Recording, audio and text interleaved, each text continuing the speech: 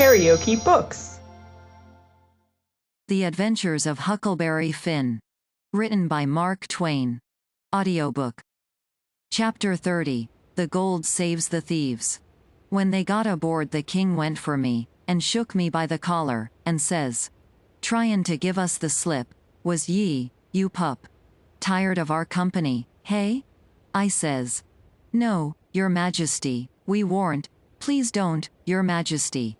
Quick, then, and tell us what was your idea, or I'll shake the insides out o' you. Honest, I'll tell you everything just as it happened, your majesty. The man that had a holt of me was very good to me, and kept saying he had a boy about as big as me that died last year, and he was sorry to see a boy in such a dangerous fix. And when they was all took by surprise by finding the gold, and made a rush for the coffin, he lets go of me and whispers, 'Heal it now, or they'll hang ye, sure,' and I lit out. It didn't seem no good for me to stay. I couldn't do nothing, and I didn't want to be hung if I could get away. So I never stopped running till I found the canoe, and when I got here I told Jim to hurry, or they'd catch me and hang me yet, and said I was afeard you and the Duke wasn't alive now, and I was awful sorry, and so was Jim, and was awful glad when we see you coming. You may ask Jim if I didn't." Jim said it was so, and the king told him to shut up, and said, "Oh, yes, it's mighty likely," and shook me up again, and said he reckoned he'd drown me. But the Duke says, "Leggo the boy, you old idiot. Would you 'a done any different? Did you inquire around for him when you got loose? I don't remember it." So the king let go of me, and begun to cuss that town and everybody in it. But the Duke says, "You better a blame sight give yourself a good cussing, for you're the one that's entitled to it most. You hain't done a thing from the start that had any sense in it, except coming out so cool and cheeky with that imaginary blue arrow mark. That was bright, it was right down bully, and it was the thing that saved us. For if it hadn't been for that they'd a jailed us till them Englishmen's baggage come, and then, the penitentiary, you bet. But that trick took 'em to the graveyard, and the gold done us a still bigger kindness. For if the excited fools hadn't let go all holts and made that rush to get a look, we'd a slept in our cravats tonight. Cravats warranted to wear, too, longer than we'd need 'em." They was still a minute, thinking. Then the king says, kind of absent-minded like, "MF. And we reckon the niggers stole it."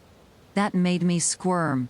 "Yes," says the Duke, kinder slow and deliberate and sarcastic, "we did."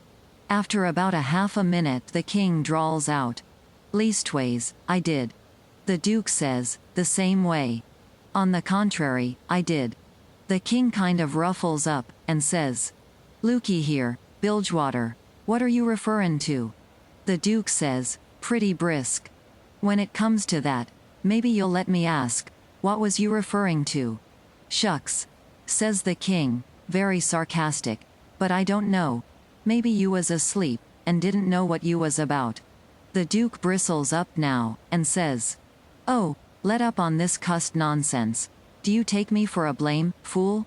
Don't you reckon I know who hid that money in that coffin?" "Yes, sir. I know you do know, because you done it yourself." "It's a lie," and the Duke went for him. The king sings out, "Take wire hands off. Leggo my throat." I take it all back. The Duke says, "Well, you just own up, first, that you did hide that money there, intending to give me the slip one of these days, and come back and dig it up, and have it all to yourself. Wait just a minute, Duke. Answer me this one question, honest and fair. If you didn't put the money there, say it, and I'll believe you, and take back everything I said." "You old scoundrel, I didn't, and you know I didn't." "There, now. Well, then, I believe you. But answer me only just this one more. Now don't get mad. Didn't you have it in your mind to hook the money and hide it?" The Duke never said nothing for a little bit. Then he says, "Well, I don't care if I did. I didn't do it, anyway. But you not only had it in mind to do it, but you done it. I wished I never die if I done it, Duke, and that's honest. I won't say I warn't goin' to do it, because I was. But you, I mean somebody, got in ahead o' me. It's a lie. You done it, and you got to say you done it, or. The king began to gurgle, and then he gasps out. No.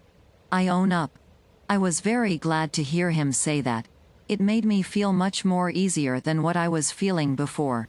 So the Duke took his hands off and says, "If you ever deny it again, I'll drown you. It's well for you to set there and blubber like a baby. It's fittin' for you, after the way you've acted. I never see such an old ostrich for wanting to gobble everything, and I ain't trusting you all the time, like you was my own father. You ought to been ashamed of yourself to stand by and hear it saddled on to a lot of poor niggers, and you never say a word for 'em. It makes me feel ridiculous to think I was soft enough to believe that rubbage. Cuss you. I can see now why you was so anxious to make up the deficit. You wanted to get what money I'd got out of the nonsuch and one thing or another, and scoop it all." The king says, timid, and still a snuffling. "Why, Duke, it was you that said make up the deficit. It warn't me." "Dry up. I don't want to hear no more out of you," says the Duke. "And now you see what you got by it. They've got all their own money back, and all of ourn but a shekel or two besides. Glong to bed, and don't you deficit me no more deficits, long, as you live." So the king sneaked into the wigwam and took to his bottle for comfort, and before long the Duke tackled his bottle. And so in about a half an hour they was as thick as thieves again, and the tighter they got the lovinger they got, and went off a-snoring in each other's arms. They both got powerful mellow, but I noticed the king didn't get mellow enough to forget to remember to not deny about hiding the money bag again. That made me feel easy and satisfied.